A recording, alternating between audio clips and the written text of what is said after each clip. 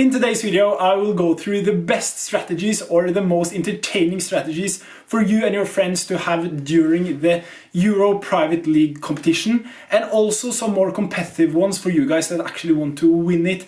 And there are of course different ways to do well in this competition. One, you can just have fun, play with your friends, and number two, find the best Sorare managers that you could play with and do the best with. But first of all, I don't think the managers you play with are the most important thing, but it's the chemistry between you. You need to find the strategies that works the best for you, and the strategy that can make you go all the way to the top and get as much as the 350,000 prizes Sorare will be giving away, and not just that, having a chance to play with Zinedine Zidane. This summer I have a lot of different Euro competitions on Sorare and also on the official UEFA fantasy game. First of all, the Sorare competition will be of a prize pool for over 500 euros, 100% free to play. I will always have a link in the description for that video, the full introduction video on how to join and everything. And I will also host UEFA fantasy tournament, so just watch one of my UEFA fantasy videos. I'll explain how to join at the start of one of the videos. And not just that, I will also try to make the best private league Sorare have ever seen, and our goal is to win the whole competition. And if you want to join that private league, the only thing you need to do is to finish inside top 20 in a competition I'm currently hosting. I will link that tweet also in the description, or you could just go on my Twitter, where I've made an announcement tweet to that competition in specific. Cards will also be given away in that one. It will be a pre-Euro competition to decide which one of you guys that is going to be in my winning Euro Private League. And before we mention the first strategy, if you are new to Sorare, remember to sign up using the affiliate link. If you want to use mine, that is much appreciated. You will get 50 euros after buying 5 cards. But let's start off with the first one, which will be the differentials. Those will be the guys that always goes for the underdog. Let's say against Germany versus Scotland. Your league or your private league will have a plan of going for a full Scotland collection. And many people would say, why aren't you going for Germany? They are the favorites. And why aren't some of you guys going for Germany and the rest Scotland? No, you go for a full Scotland team, and every single person in that league does it. And they have a multiple combination with Scotland players. So if Scotland win, you will guaranteed be on the top of the leaderboard, because you have so many combinations. And for example, let's say Scotland win 2, 3 or 4-0 against Germany. It's very, very uncertain that they are even going to win against Germany, but if that results happen, you could be in heaven and you could have a kickstart above everyone else. And if you do this consistently throughout the tournament, and if you can pick your battles and be lucky or make the right decisions when, for example, the favorites choke against worse opponents, it could actually be the difference from you going all the way. And this is also something I think is very, very powerful, but this specific is doing it every single day. I don't think it's the smartest, but it's something that I think is very underrated. Being different and being the differentials, being called that, could be a very, very big compliment in this Euro, because there are always surprises during the Euros. And why shouldn't it be this year as well? Try it out if you want to, but this is something you need to take with a pinch of salt for sure. And the next one, something I really, really like, is the scientists. And this one, because I'm currently going to have a lot of different private leagues, this competition that I'm going to be captain on, if that makes sense. Some with my friends and some with members, and also some with viewers, and also some during competitions I'm going to be having now actually. And the scientists, what I mean by that is, let's say we could use an example with Spain versus Croatia. The likelihood of that game being a victory to Spain, a draw, or a win to Croatia is very, very hard to predict before the match have started, and especially before the lineups have come out. So therefore you can talk with your league and say, okay, I will build a full Spain lineup, but you build a full Croatia lineup, you build both a Spain and a Croatia lineup, and you build that type of lineup. So you spread it out. So for example, if Spain win 3-0, you aren't there afterwards with full Croatia collections all over the private league that you are having. That could be a disaster, ruin everything for you if that happens, because I think there will be very, very close point difference to the top leagues between actually being able to play with Zinedine Zidane and winning those very good prizes compared to coming right behind. And being a scientist, not like literally, but when making different teams and when communicating in the league. That will definitely I will be doing with the private league that I'm hosting, because like the worst thing to do is that everyone in the league have the same exact team, and that can happen in some instant, although it's very unlikely. So that is something that you could prepare for, and be sure that some of you guys in the team or in the league may have some players from the side that isn't favorites, just in case something very, very unexpected happens. And now let's move on to the next one, and that will be all-out attack. And that is also a tactic on Sorare. And what I mean by that more specifically is that that could actually be a strategy as well. Just going all out attack, picking the goal scorer that is the most likely to score in that match. And every single manager in your private league picks different goal scorers and you just hope for a lot of goals in every single Euro match. And you're probably wondering, let's say if it gets 0-0. Yeah, if it gets 0-0, will many players have very good scores? No.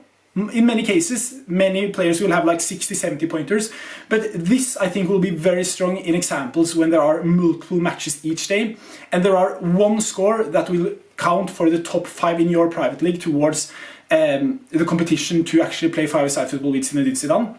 I think actually this strategy is the best then, because let's say everyone in your team are very defensively, picking a lot of defenders. Yeah, they get clean sheet points. Yeah, they get 60-70 points.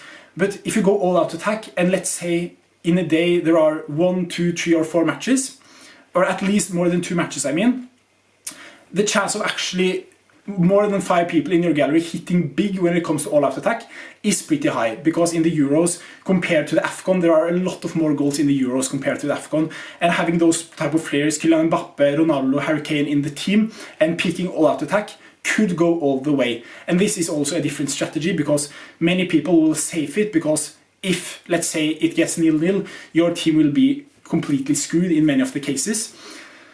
But this strategy, as I said, will be very, very powerful when there are multiple features. At least that is what I believe.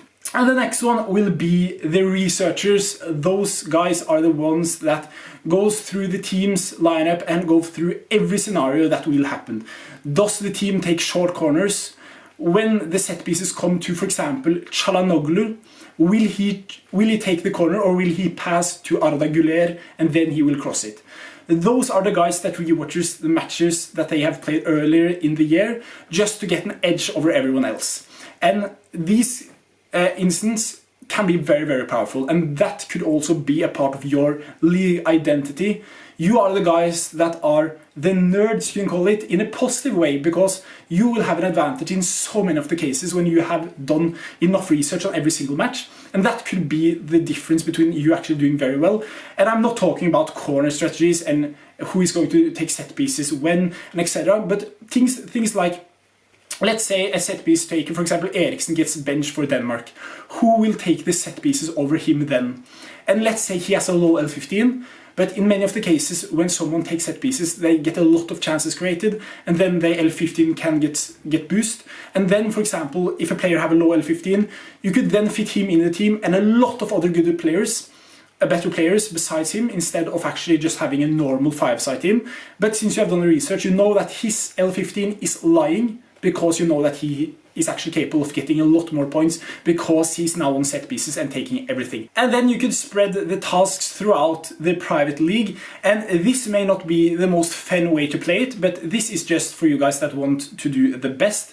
Or you can also do very well without doing research, but it's also, of course, different levels to doing research. As I mentioned, going through and watching matches isn't always necessary, but just make sure that you know everything when it comes to the players starting, and are there some hidden gems here, and does this L15 reflect on the player's capability in their national team, could also be very, very powerful. And also spreading the work out across the league could be very, very powerful. That for example, if you are doing a lot of research in one game, make sure that you don't need to do it every single game, that there are other players in your league that also does it. But now let's move on to the consistency, and what I mean by this is just not going for those big scores each match, and in some instances just maybe taking off a peak player to just save in a very decent score. Because there are different players on Sorare, let's be real.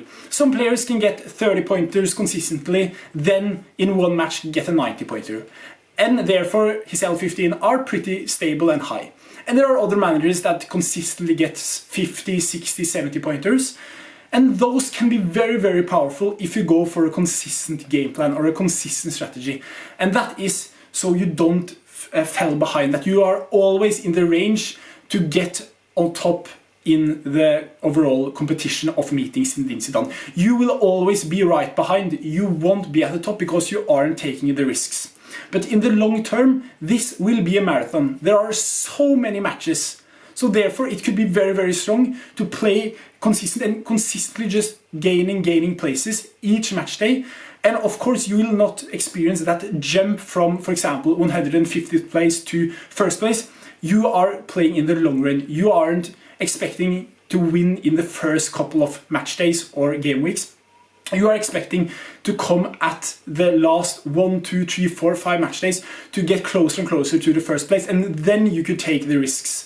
But the consistency is a strategy I really, really like, and something you could also mix in between with every one of these. But I think these as a whole is very, very important to have either way depending on which strategy you go for. But also having this as your main strategy could be very powerful, because there are so many instances where there are players that is safer than other. And if you communicate this with your other private leagues members, that could also have a different mindset of every one of you guys. So for example, if you aren't, for example, where you actually want to be, just let them know we are going for the long run, not the short run. Don't take unnecessary risks. We are consistent. And that could be something very, very powerful and a strategy I really, really like. And yeah, thank you so much for watching today's video. I hope you enjoyed it. Should I make more videos like this? And should I also go more into the aspect of being a solo, actually playing alone and against other managers inside your private league? That could also be a very fun one to make, because this one is more of a team game in one way, because I feel like the main focus right now for managers is to cooperate with other managers to try to play five-a-side football with Zinedine Zidane. But we know Sorare have said to us that there will be a solo competition also. So if you want me to make videos regarding that, I could of course do that. So just leave the comments and I'll catch you in the next one. Bye bye and take care. Peace.